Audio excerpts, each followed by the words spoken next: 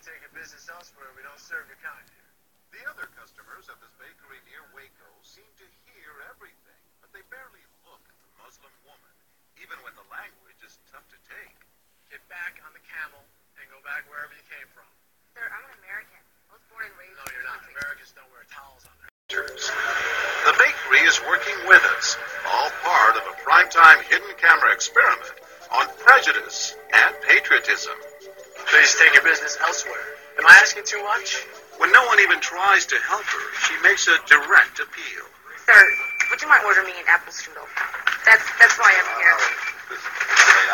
I can give you the money. That's not a problem. Please no, sir. I'm not going to let you work. But when he gives her the cold shoulder, she finally just leaves. You could have helped her out. You could have spoken up. Why not? Me speak up for her? Well, if he tried to do some harm to her or something, then I would have. But why not try to set him straight? I really think that a person that owns his own business should be able to say who they sell to.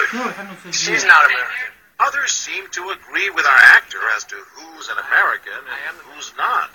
Is it all based on the way we look? I'm an American citizen. I just would like an apple strudel, please. Well, I'm sorry. Then why don't you dress like an American? You're still This is American. for religious purposes, sir, and I don't think you have any right to say anything. So I'm religious. I don't wear, Halloween costumes around. I mean, am I wrong here, sir?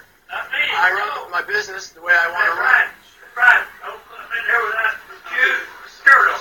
This customer is adamant that the man behind the counter is doing the right thing. I'm ready for you.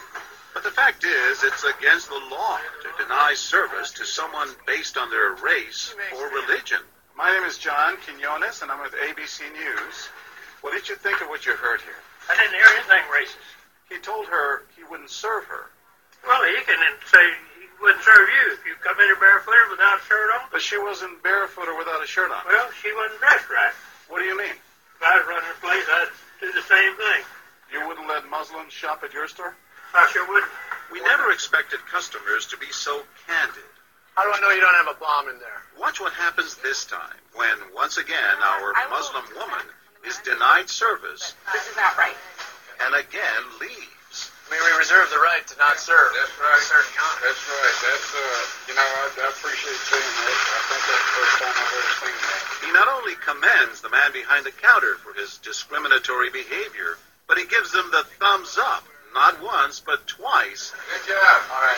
as he leaves. Can I talk to you, sir, for a second? But when I approach, Sir, we're with ABC News. there is no thumbs up for me. We staged a little experiment in there to see how people would react to that kind of attitude. You're not an American. I am an American. That man took it a bit farther, telling me I'm not an American. He was threatened. Too real. Nahaya Javed helped us design our experiment. Although born in Chicago, she says she's constantly characterized by fellow Americans as the enemy. They always start off with, you're a terrorist, Osama lover, towel head, camel jockey, on and on. While attending college in Texas, she says she continually suffered verbal abuse and has even been physically attacked just because she's Muslim. They assume I'm not from here, and if I tell them I'm American, they're like, no, you're not.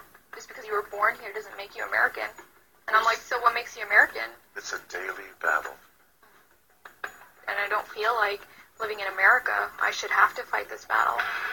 Meanwhile, back at the bakery, our actor is at it again. But how do I know you're not a terrorist? Terrorists look like you. But this time the customers are sympathizing with the Muslim woman. Right, I know, but can you blame me? Yeah, I can't blame you, actually. Why? What's the problem? Hey, we'll get out of here. You need to go yourself, actually. What do you need to do? Okay, sir. I'm a good American, all right? We're at war with these people. My dad's a veteran. Go yourself. So is mine. And he's not the only one who walks out in anger. Excuse me? She's an American. No, you're a bad American. Time and again, people speak out with their pocketbooks. You ordered a couple of customers, just so you know. But look what happens when this man threatens to leave. You're not a good American, sir. I believe I am a good American. My son just came back from serving in the Army for over a year in Iraq, and that has nothing to do with her run. I understand that. And I hear what you're saying. But I I can't believe you would be so discriminating. I've got to live with myself. Seething, the man vows to fight back.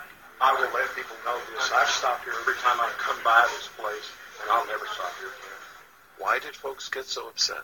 They thought, Perhaps that's why more customers are outraged by our actors' hateful behavior than approve of it. You're not dressed like an American. I don't But know no one is more persistent than these two young women who can't believe what they're hearing. Take your jihad, take it back out to the parking lot. Excuse me? I mean, I got to protect my customers, okay? You're really offensive and disgusting. Well, I'm sorry. I'm just trying to protect you here. Thank because you. don't know what's You're going on. Like that doesn't mean it. This is a How do you know? culture. You're These people so are trying to ignorant. kill It's Americans. disgusting. It is my culture. So you're ready to serve me, but you're not ready to serve her. You're obviously dressed like an American. Big deal. She's Muslim. And unlike the others, they don't just leave in anger. They stand their ground. So you're going to regulate what people wear? Yes, because I Are believe you the the degree of... manager? No, I'm not the manager. Can I speak to your manager? I'm John Quinones with ABC News.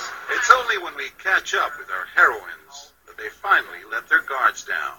I'm with my friend who's, Muslim, and it's, I've just seen, how people treat them differently. And it really hurts. Just watching them stand up for what they believe in touches Professor DeVinio. In a way, they defended America.